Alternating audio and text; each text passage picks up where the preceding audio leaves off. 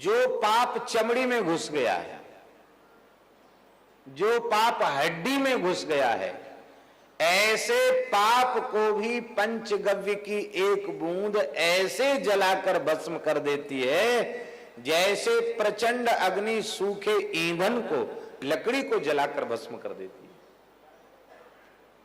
हड्डी में भी पाप छिप गया हो, पंचगव्य नष्ट कर देता है। पंचगव्य की विधि है महाराज। विधि पूर्वक पंचगव्य कोई केवल 41 दिन तक सूर्योदय के पूर्व विधि पूर्वक पंचगव्य का प्राशन करे और 3 घंटे तक कुछ खाए पिए नहीं, केवल 41 दिन में समस्त प्रकार के रोगों से मुक्त हो जाएगा। और 41 दिन में उसकी बुद्धि इतनी तीक्ष्ण हो जाएगी, वो जो कुछ एक बार सुनेगा उसे कंठस्थ हो जाएगा, केवल 41 दिन में। उस मनुष्य की बुद्धि के आगे कंप्यूटर फेल हो जाएगा। हम प्रयोग कहां करते हैं? भारतीय गाय हो, देशी गाय, जिसको शास्त्रों में गाय कहा गया है। शंकर प्रजाति का पशु नहीं, जर्सी नहीं, देशी गाय, भारतीय गाय। और एक बात ध्यान से सुन लें, सारे विश्व में भारतीय गायें ही थी। आज के इतिहासविदों ने भी ये प्रमाणित कर दिया कि ईसा से 2000-2500 साल पहले यूरोप में गाय यहीं से गई थी। पर उन असुर बुद्धि वालों ने यहां की गाय को बिगाड़ दिया, उसको शंकर कर दिया, उस नस्ल को नष्ट कर दिया। और अब जब उनकी समझ में आई है तो उन्होंने घोषणा की है, न्यूजीलैंड की गवर्नमेंट ने घोषणा की है कि आने वाले 10 वर्षों में हम अपने सारे गोवंश को भारतीय बना देंगे। ये कोई हम मन से बना के नहीं बोल रहे हैं, आप जानकारी प्राप्त कर सकते हैं।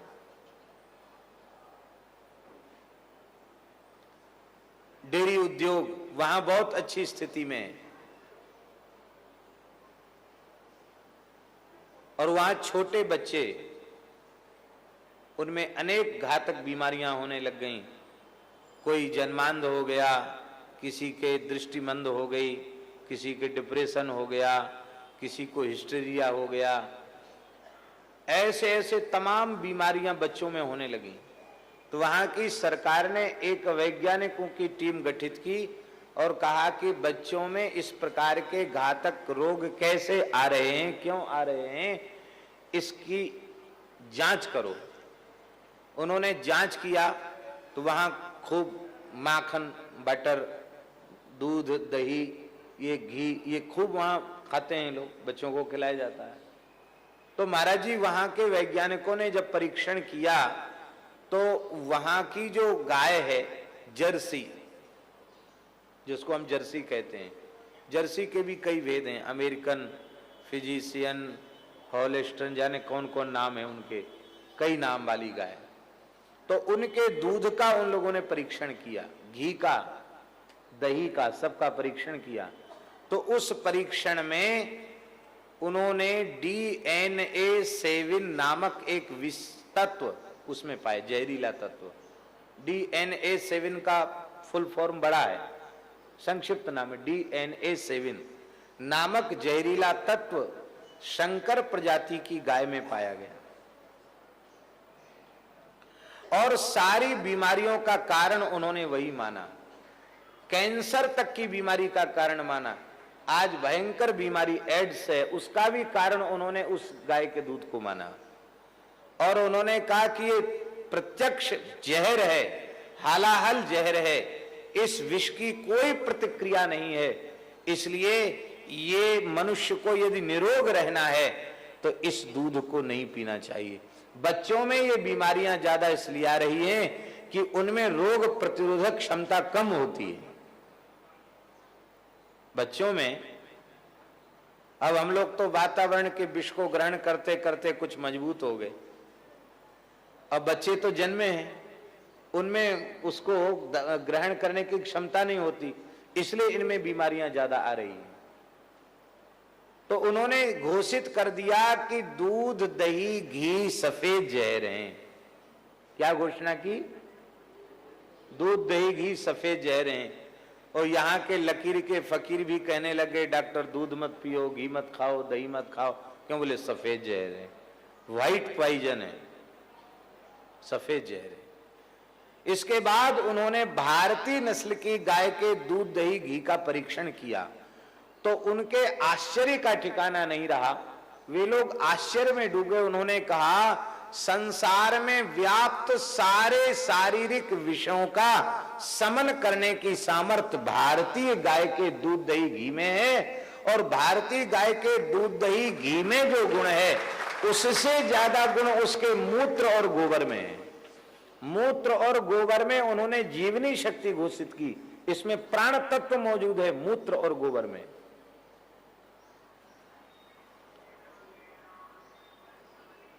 विदेशी गाय को उन्होंने नाम दिया A1 और भारतीय गाय का नाम दिया A2।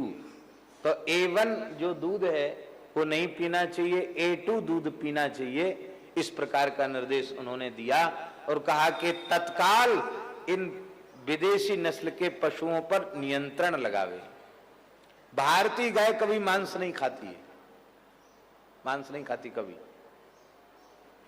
हमारे एक बड़े प्रेमी हैं, भागवत के बहुत अच्छे वक्ता हैं,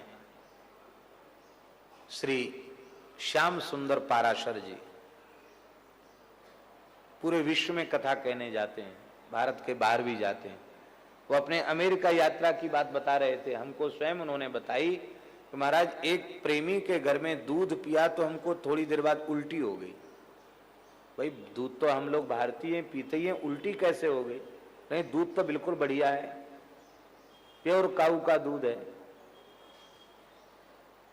तो आपको विश्वास न हो तो हम गौशाला दिखावें। गौशाला जब दिखाई गई तो गाय तो वहां की बहुत बड़ी बड़ी विशालकाय गाय, लेकिन उनको खल में, दाने में मांस के टुकड़े भी मिलाए जा रहे थे। ये क्या चीज है? ये बदबू आ रही है। ले मांस के टुकड़े हैं, क्योंकि इनमें इनको खाने से ये बहुत मोटी होती हैं और इनमें चर्बी ज्यादा बढ़ती है। यहाँ चमड़ी और चर्बी की मांग है। बध कर दिया, बध के लिए गायों का मांस बढ़ाया जाता है। तब उन्होंने कहा कि अब हमने नियम लिया कि जितने दिन बाहर रहेंगे उतने दिन हमको दूध पीना ही नहीं। भारत आएंगे तभी दूध पिएंगे, दूध नहीं पिएंगे। भारतीय गाय वस्तुतः गाय है महाराज। गाय बोलती है तो शब्द नहीं बोलती है। वेदों का मूल जो प्रणव है, ओंकार है, ओंकार गाय के कंठ से प्रकट होता है। आप भारतीय गाय की आवाज सुनिए, आपको लगेगा ओंकार का उच्चारण कर रही है। प्रणव प्रकट होता है गाय के कंठ से।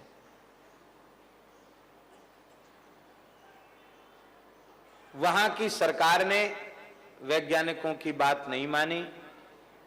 उन्होंने कहा प्रतिबंध लगा दो बच्चों इस दूध, दही, घी के ऊपर, लेकिन डेयरी उद्योग का दबाव था इसलिए उन्होंने बात नहीं मानी। तब वे न्यायालय में चले गए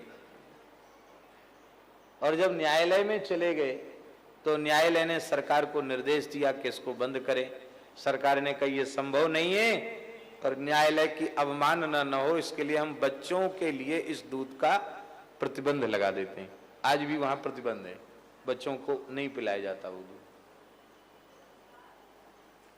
उन्होंने एक पुस्तक प्रकाशित की वहां के वैज्ञानिकों ने, जिसमें वो जांच के तथ्य हैं। उसका नाम क्या है? डेविल असुर कहते हैं ना अंग्रेजी में, डेविल इन द मिल्क।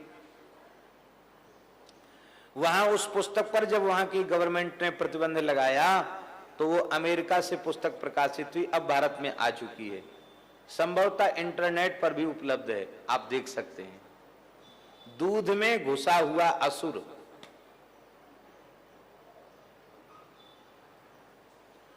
अब भारतीयों की यह दशा हो गई है कि वो भूल गए हैं गाय कहते किसको है। अब अपने पुरखों के कल्याण के निमित्त भी लोग जर्सी का दान करने लग गए हैं। भारतीय गाय का दान नहीं, वो जर्सी का दान करते हैं। और जर्सी के संबंध में, शंकर के संबंध में गीता जी में क्या लिखा है? स्वामी जी प्रमाण है, शंकरो नरकायैव कुलघ्ना नाम कुलस्य च। शंकरता नरक ले जाने वाली है। अभी मुजफ्फरपुर में प्रवचन था, तो वहां एक सज्जन बोले, महाराज हम तो जानते नहीं थे, हमने अपने पिताजी के निमित्त वही जर्सी गाय दान कर दिया, अब हम क्या करें? उनकी कोई बात नहीं, अब दे दिया तो दे दिया, अब प्रायश्चित के रूप में दूसरी भारतीय देसी गाय लाओ और फिर किसी गो सेवक ब्राह्मण को दो। पर एक अच्छे चिकित्सक जयपुर के गोयल साहब, वो श्री त्रिवेणी वाले नारायण दास जी महाराज के शिष्य, उन्होंने कहा महाराज डॉक्टर तो यही कहेंगे ऑपरेशन करा लो, पर मैं डॉक्टर नहीं हूं, पहले आपका भक्त हूं, बाद में डॉक्टर हूं। एक केस उसने बताया, बोले बहुत अच्छा ऑपरेशन हुआ, पर वो बच्चे इंजीनियरिंग पास बच्चा है, ऑपरेशन होने के बाद पूरा नीचे का धड़ बेकार हो गया। आप देख, सौभाग्य से उस घर में हमारा जाना हुआ, तो हमारा मन एकदम उठ गया कि ऑपरेशन नहीं कराना। पथमेड़ा में एक वैद्य जी ने कहा कि आप केवल गो दुग्ध कल्प कर लीजिए, उससे आप एकदम निरोग हो जाएंगे। हम कहा ठीक है, कर लेते हैं। तो 8-10 साधु और तैयार हो गए एक प्रयोग के रूप में। वहां पथमेड़ा में गोकल्प, गोदुग्ध कल्प आरंभ हुआ। आरंभ होते होते शरीर की इतनी निर्मलता बढ़ गई कि हम आपको कह नहीं सकते। इतना माने, जब बाद में कल्प के बाद जब हमारे शरीर का परीक्षण हुआ, तो छोटे बच्चे का हार्ट और पल्स इतनी बढ़िया नहीं होती जितना बढ़िया आपका। कोई बीमारी शरीर में नहीं, कोई रोग शरीर में नहीं। और वो जो गांठ थी जिसको डॉक्टर कहते थे ऑपरेशन करना पड़ेगा, वो पता नहीं कहां चलेगी। इनको पता है पीछे सूजन हो जाती थी, वो कहां चलेगी पता नहीं। और टेलीफोन की समस्या समाप्त हो गई। कई महात्माओं को कई असाध्य बीमारियां जैसी थी। एक को तो एक गांठ थी जिसको कैंसर का अंदेशा था कि शायद ये कैंसर होगा, वो कैंसर वाली गांठ गायब हो गई केवल दुग्ध कल्प से। धैर्य होवे तो केवल भारतीय देसी गाय के दूध का, दही का, घी का, मट्ठे का उचित प्रयोग करके मनुष्य स्वस्थ हो सकता है, पूर्ण स्वस्थ हो सकता है। संपूर्ण अमृत तत्व गाय के दूध, दही, घी में है। तो गाय में सबसे बड़ी जो गाय की महिमा की बात है, उसमें रजोगुण नहीं है, उसमें तमोगुण नहीं है। जिसके गोबर और गोमूत्र में सतोगुण है, उसके दूध, दही, घी में सात्विकता क्यों नहीं होगी? आप लोग अन्यथा मत मानना। एक बढ़िया से बढ़िया बना हुआ भवन हो, बढ़िया से बढ़िया बिल्डिंग बनी है, मकान बना है, उसमें जाने पर हमारी चित्त की अवस्था क्या होती है? ईमानदारी से, तटस्थ भाव से, साक्षी भाव से अपने चित्त की अवस्था का आकलन करो। हमारी चित्त की अवस्था क्या होती है? और एक मिट्टी से बना हुआ घर हो, गाय के गोबर से चौका लगा हुआ हो, छप्पर पड़ा हुआ हो, गाय बंधी हुई हो, तुलसी का पौधा हो, ऐसे गाय के गोबर से लिपे हुए घर में हम बैठ जाएं, वहां जाकर हमारे चित्त की अवस्था क्या होती है? आप स्वयं परीक्षण करके देख लीजिए। आपको लगेगा कि वहां बड़ी ऊंची बिल्डिंग में ध्यान लगाने पर भी ध्यान कहीं झाड़ पर जा रहा है, कहीं फंगनूस पर जा रहा है, कहीं कलाकारी पर जा रहा है, तो कहीं खिड़की, पर्दे और जंगलों पर जा रहा है। पर यहां आने के बाद सहज ही चित्त में ध्यान लग गया।